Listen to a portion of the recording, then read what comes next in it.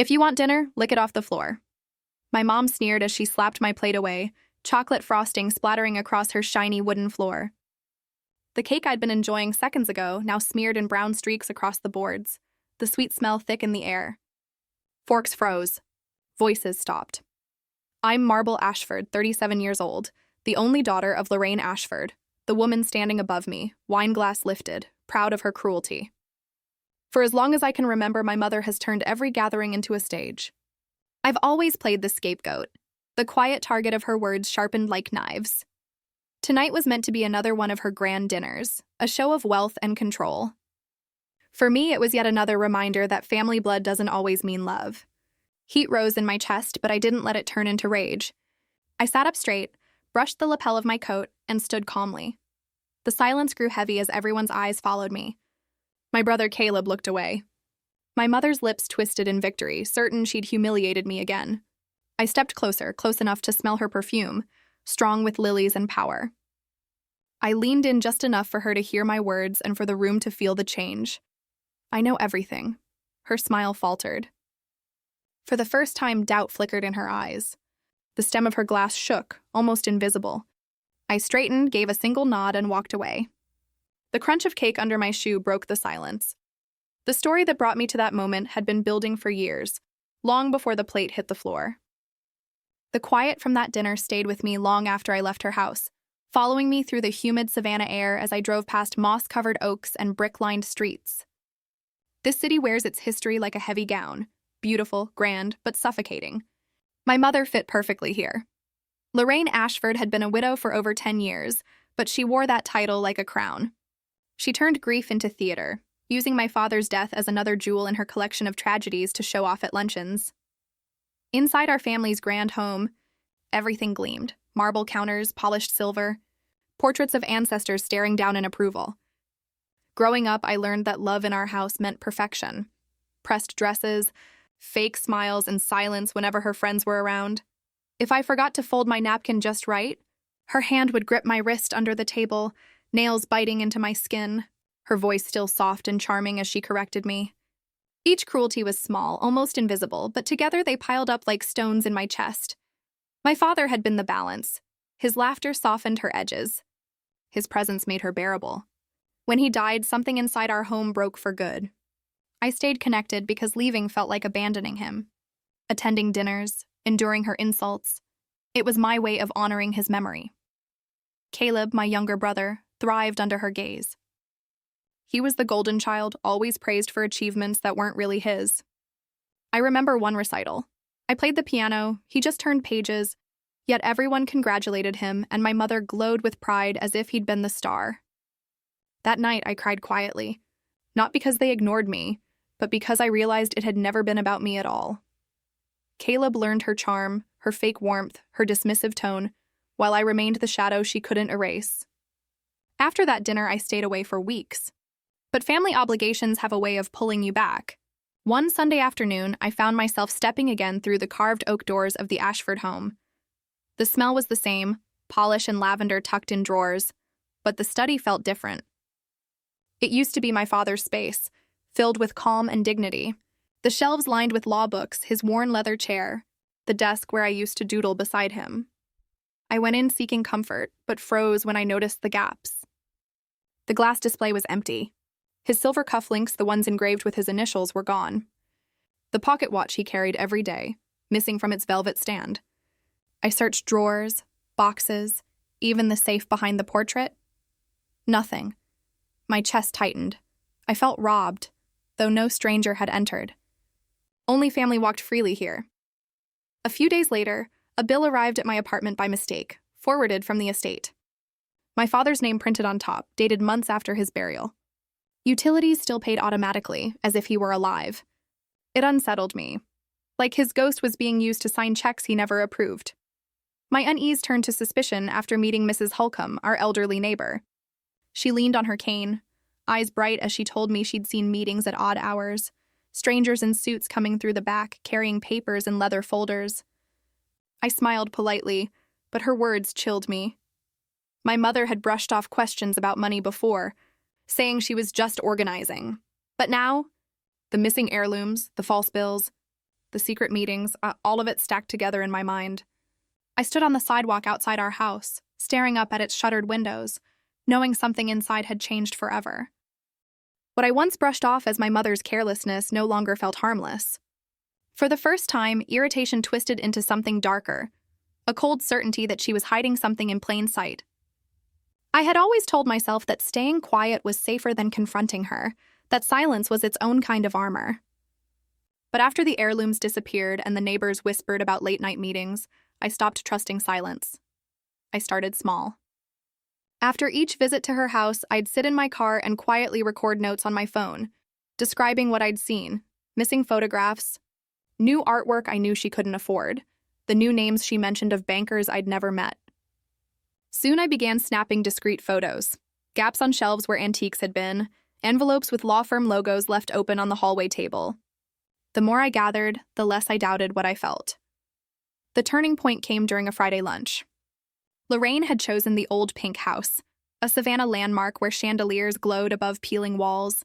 She liked being seen there, loved the drama of it. I placed my phone on the mantel beside our table, screen dark but recording.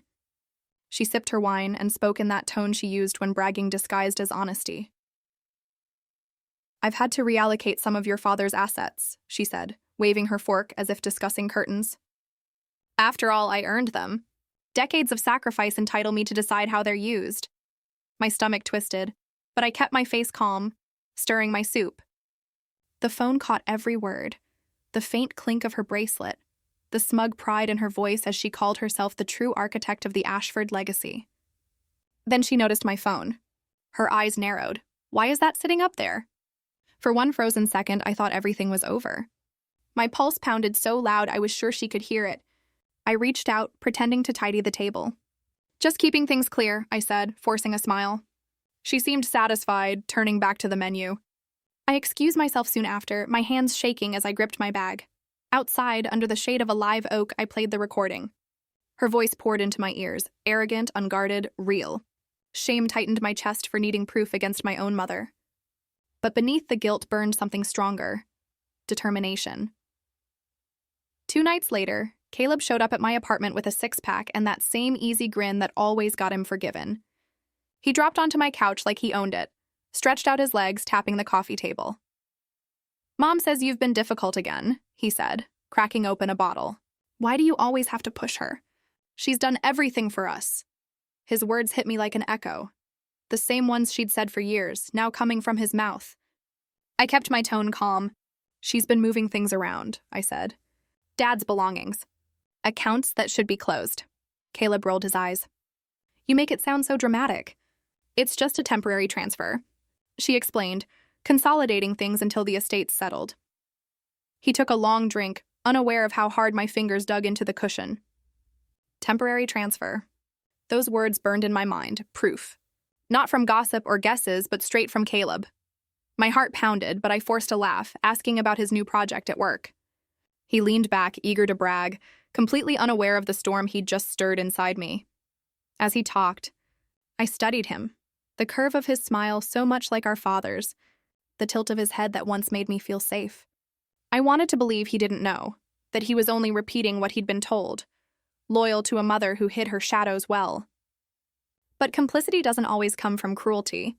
Sometimes it grows from comfort, from believing the version of the story that spares you from choosing sides. When he finally left, the door clicked shut like a seal. I stood in the stillness, the word temporary echoing in my chest. But there was nothing temporary about the betrayal unraveling around me. Caleb's careless words left me pacing the room, restless and uneasy. Temporary transfer. I knew better.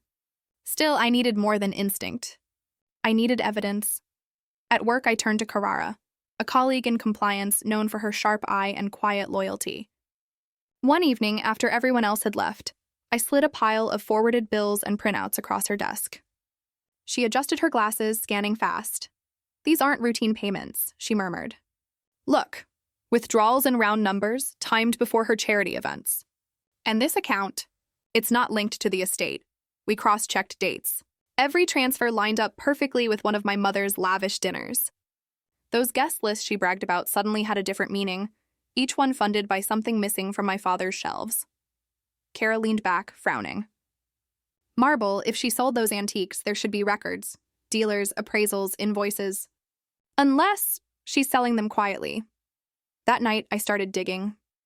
A local dealer confirmed a sale of a gold pocket watch engraved with my father's initials. Another remembered silver cufflinks, both sold within weeks of disappearing from the study. Each discovery cut deeper. I could still picture my father winding that watch before church, its tick steady as his voice when he told me to always speak truth, even when it cost me peace. Now his keepsakes were scattered, traded for dinners that glittered only on the surface. I bought a thick binder, the kind used in legal cases, and started collecting everything: dates, receipts, photos of empty shelves. Page by page, the truth assembled itself in black and white. Grief filled my throat as I slid the final document into its sleeve. But under that grief pulsed something steadier: resolve. The binder snapped shut with a sound that felt like justice. For the first time, I felt the balance shift. My mother's marble halls might still shine, but I was the one holding the ledger now. The dining room sparkled with polished crystal and heavy silver, as if the table itself existed to remind us of the Ashford name. My mother lifted her glass, her voice coated in sweet performance. "To family," she said, and then turned the toast into a blade. With one flick of her hand, she hit my plate. Chocolate cake and frosting slid to the floor. The room froze. Caleb laughed weakly, but it died instantly when she added, "If you want dinner, lick it off the floor." The sting was sharp, but I no longer trembled. I sat tall, smoothed my coat, and stood. Every detail from the past weeks, the missing heirlooms, the neighbor's whispers, the binder full of evidence, burned steady inside me. I stepped closer, the silence so deep I could hear the grandfather clock ticking in the hall. My mother's smile widened, expecting me to retreat again. Instead, I leaned close enough to catch the faint scent of her perfume and whispered 3 words. "I know everything." Her glass faltered. For a second, her face cracked, something raw, almost human, before it hardened back into disdain. Caleb blinked, glancing between us, confusion clouding his eyes. "What are you talking about?" he asked too loud. I straightened, let the silence stretch, then turned to the table. "Tomorrow," I said evenly. "My apartment, noon, bring your questions." "I'll bring the answers," chairs creaked. Forks shifted. One cousin coughed into a napkin. Lorraine's mouth opened as if to strike back, but no words came. The air around her felt thinner, the foundation of her show beginning to crack. I picked up my bag, ignoring the smear of cake beneath my shoe, and walked away. The room buzzed with whispers, Caleb's uncertain voice calling after me. But I didn't stop. For the first time, I wasn't walking out defeated. I was leading them out of her shadow and into the light of truth. My apartment smelled of coffee and warm bread. Sunlight spilling through thin curtains onto a small table set with simple plates and mismatched mugs. No chandeliers, no silver, just a space where truth could be heard. Caleb arrived first, his tie loose, unsure whether to treat this as serious or casual. A few cousins followed, quiet, eyes wandering over the plain room. Finally, Lorraine entered. Tailored jacket, tight lips, eyes darting over my chipped furniture as if insulted by its simplicity. I didn't bother with greetings. I placed the binder on the table and opened it. The first page, a photo of Father's watch listed for sale online. The next, cufflinks sold the same week. Then receipts, each one matched to the date of one of her grand dinners. Whispers rippled through the room. Caleb leaned forward, his hand on the table. "Mom?" Lorraine's laugh was sharp. "Do you think your father built all this just to gather dust? He wanted me to enjoy life, to represent this family with dignity. I've done what he would have wanted." I pressed play on my phone. Her recorded voice filled the air, confident, cold, undeniable. "I've had to reallocate some of your father's assets. After all, I earned them. Decades of sacrifice entitle me to decide how they're used." Her face drained of color. "That's taken out of context," she said quickly. Caleb shook his head, eyes fixed on the papers. "You told me it was temporary, that everything was fine. It is," she snapped. "Do you think prestige pays for itself? Do you think those dinners host themselves?" The room had changed.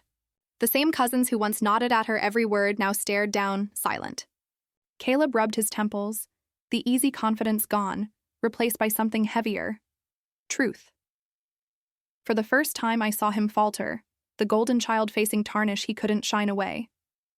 I closed the binder gently. The snap of its ring sounded final. The truth sat there on my modest table, among coffee cups and crumbs, plain, unadorned, undeniable. The next morning, I walked into a law office on Bull Street, the binder pressed to my chest. The attorney, Ms. Perez, listened carefully, her pen moving across a yellow pad as I explained everything. When I played the recording, she didn't even blink. "We'll petition to freeze the accounts," she said calmly. "From now on, nothing moves without court approval." That night, an envelope slid under my door. Not from her hand, from her lawyer's. Words like defamation and estrangement stared back at me. It wasn't an explanation. It was war. For a moment, I imagined fighting back with fire, standing in the town square, letting everyone hear her recorded words, watching her perfect image crumble. The thought sent a tremor through me, not of fear but temptation. Then I pushed it aside. Dignity had to mean more than revenge. I wasn't here to destroy her. I was here to protect what my father left behind, and the peace I still had left. Caleb came by late that night, his shoulders heavy with shame. He lingered at the door before speaking. "I didn't know, Marbel. Not the half of it. I thought she was just handling things." His voice broke. "I'm sorry."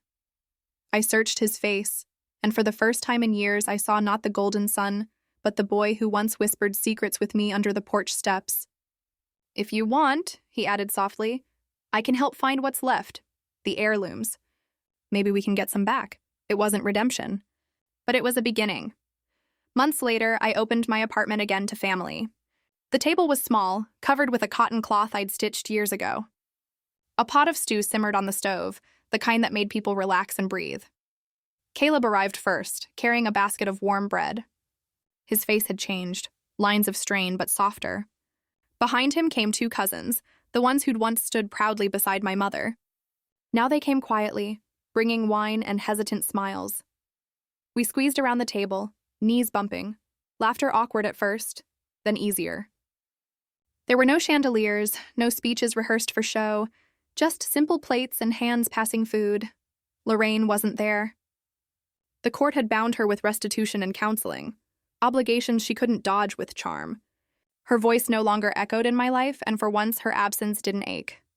The silence she left wasn't emptiness. It was space to breathe.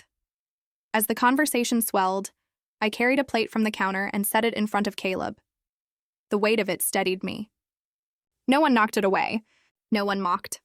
The plate stayed where it belonged, full. I looked around at faces softened by honesty, not performance, and felt the shift settle inside me. Respect was finally here. Not demanded, not stolen, simply served.